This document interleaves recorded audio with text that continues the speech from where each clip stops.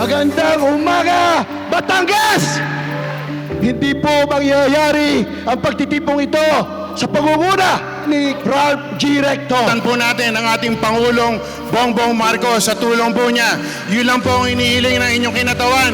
Pasalamatan po natin siya sa tulong po sa ating mga magsasaka, sa lahat po ng mangingisda. Kayo po ang naninigurado na may nakakain ang bawat Pilipino. At oras na para kami naman ang mag-alaga po sa inyo. At tutuloy-tuloy pa po namin yan. Yan ang pangako namin sa bawat magsasaka at bawat mangingisda mula po sa inyong mga leader. Kami po ay lubos na nagpapasalamat sa inyong pagkilala sa pangangailangan ng mga tao sa sektor ng agrikultura.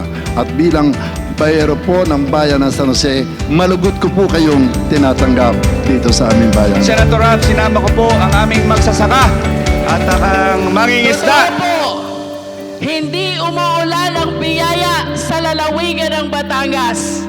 Today, bumabagyo at bumabaha ng biyaya sa lalawigan ng Batangas. Palakpakan po ninyo ang ating lalawigan. Sa araw na to, 10,000 mga mangingisda, magsasaka ang makakatanggap ng tig sa 10,000 mula sa tanggapan ng DSWD sa utos ng ating presidente. Pero magpasalamat tayo ngayong araw na ito. Magpasalamat tayo. Darating ang Pangulo. Hindi para siya ay ating pakinggan, kundi para siya ang makinig sa inyo. At hindi pa man kayo naririnig ng Pangulo, dala niya na ang solusyon sa mga problema ninyo.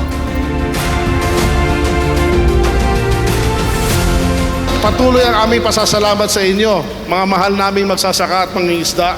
Patuloy po natin punuin ang hapag ng bawat pamilyang Pilipino para sa masaganang bagong Pilipinas. Mahal na mahal ng ating Pangulo ang ating mga magsasaka at mangingisda.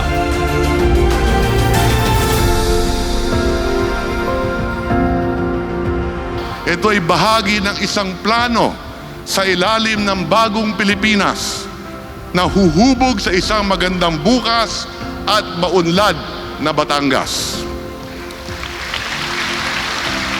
Sa laban na ito, ikinararangal kong maging isang kabalikat, sugo, utusan, katrabaho ng isang masipag at marangal na Pangulo, si Pangulong Bongbong Marcos.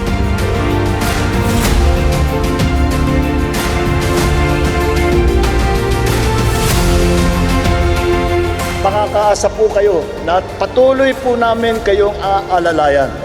Sama-sama tayong maglakbay tungo sa isang mas masaganang bukas, ang bukas ng bagong Pilipinas. Mabuhay ang ating mga magsasaka, mabuhay ang ating mangingisda, mabuhay ang Batangas, mabuhay ang